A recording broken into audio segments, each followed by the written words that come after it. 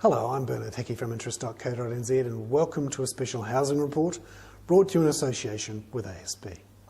Now, we've loved charts here at interest.co.nz and got a couple of crackers, ones that you can't find anywhere else, which look at some of the things moving the housing market.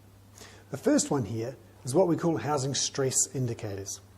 What we do is look at the number of houses for sale on realestate.co.nz and trademe.co.nz, and we count up the number that include words that indicate some sort of stress.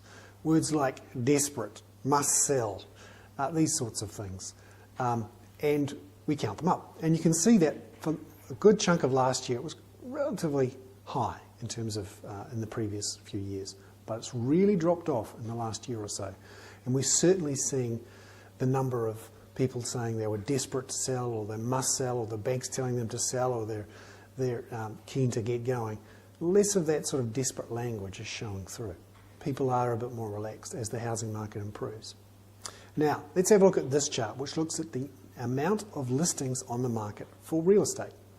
Now, this is quite interesting. It shows that through 2008, there were quite a few properties that came back onto the market to be listed as for rent.